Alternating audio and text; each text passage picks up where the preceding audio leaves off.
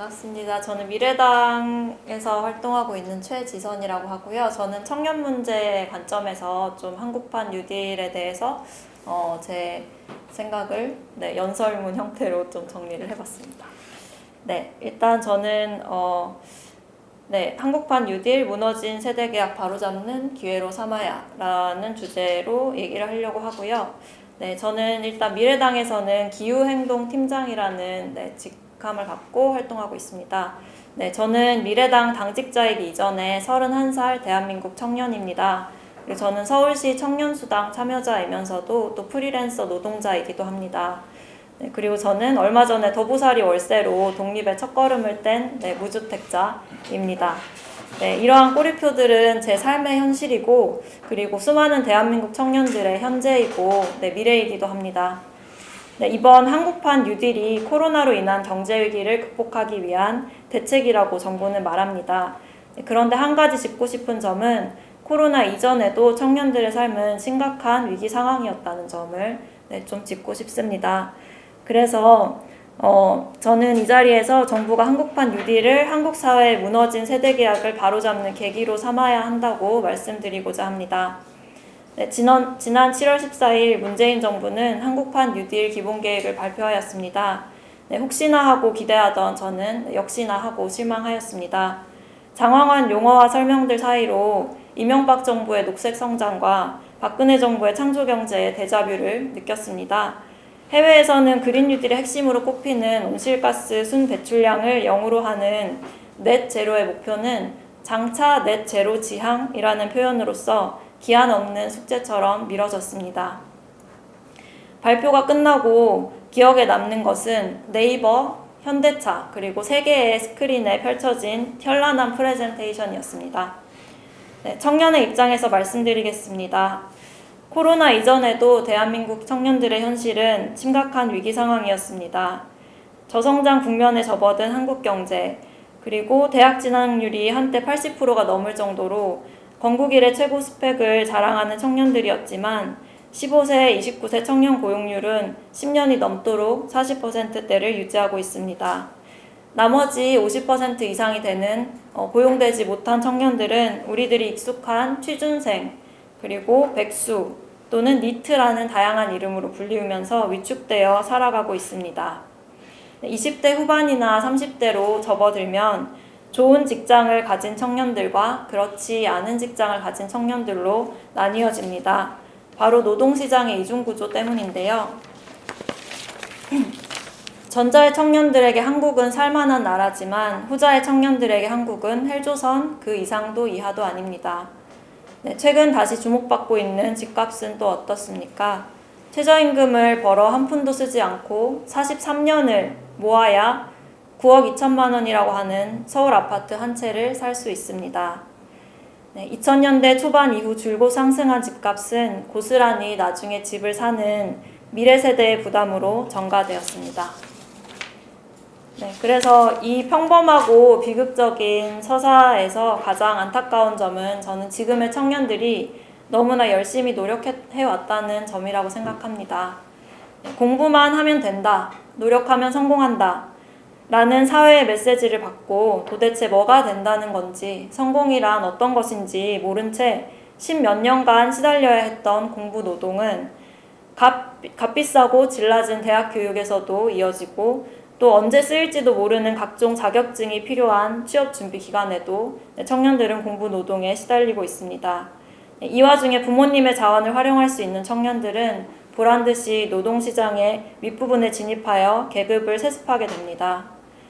IMF 이후 한국 사회가 청소년들에게 해왔던 공부만 열심히 하면 된다, 노력하면 성공한다는 말들은 이제 명백한 거짓말로 드러나고 있습니다. 지금까지 정부와 정치권에서는 이런 청년들의 현실을 방관하거나 소극적으로만 대처해왔습니다.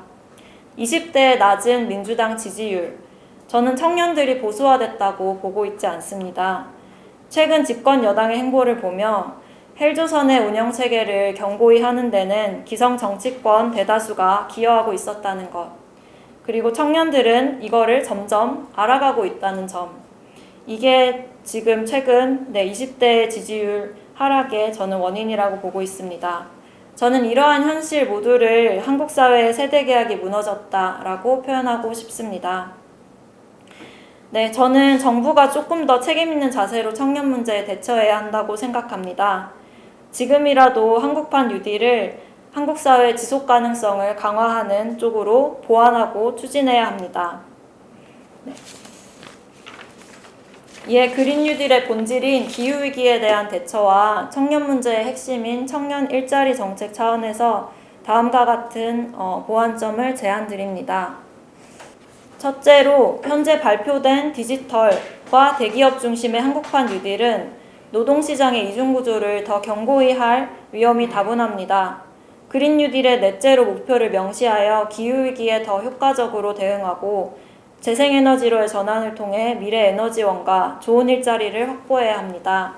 또한 투자와 지원을 중소기업들에게 돌려 청년들이 진입을 앞두고 있는 노동시장의 이중구조를 완화해야 합니다. 네, 둘째, 단순히 초고속 인터넷을 설치한다고 교육 선도국가가 되는 게 아니라는 것 우리는 너무나 잘 알고 있습니다. 지식을 주입하는 교육은 현재와 미래의 사회상이나 산업구조에 맞지 않습니다.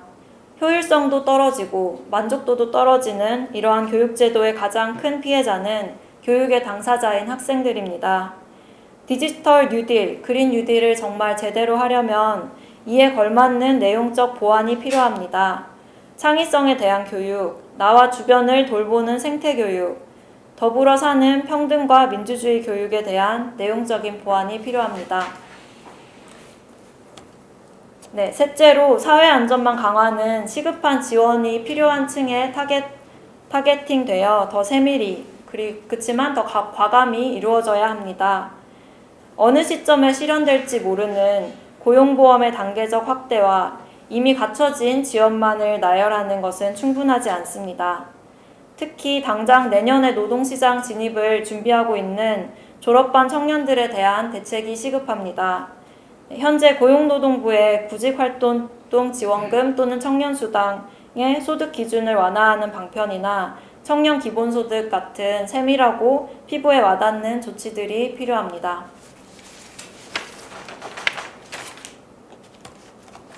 네, 마지막으로 직업훈련에 대해서도 정부 안을 보니까 지금은 온라인 플랫폼 구축이나 아니면 온라인 이런 뭔가 하드웨어적인 부분만 돼 있는데요. 이런 형식적인 측면만 강조할 게 아니라 정말 직업훈련을 겪는 사람들이 실제로 훈련을 받고 취업할 수 있게 실효성 있게 짜여져야 합니다. 저는 이전에 8개월간 직업훈련을 받은 바 있습니다. 훈련 수료 이후에 대부분의 동기들이 저임금의 고강도 노동에 안 좋은 일자리로 연결되거나 관련 없는 직종에 근무하게 되었습니다. 산업과 긴밀히 연계해서 취업 연계성을 강화시키고 구직자들의 전공과 경력을 고려한 맞춤형 직업훈련이 필요합니다. 잡센터 등을 통해 적극 홍보도 필요합니다. 네, 지금까지 저는 제시된 뉴딜의 틀거리 안에서 방안들을 좀 보완책들을 제시해 봤는데요. 이 외에도 한국 사회 전반과 청년 세대 내에 필요한 개혁 과제가 청년 세대에 대해서 필요한 개혁 과제가 산적해 있습니다.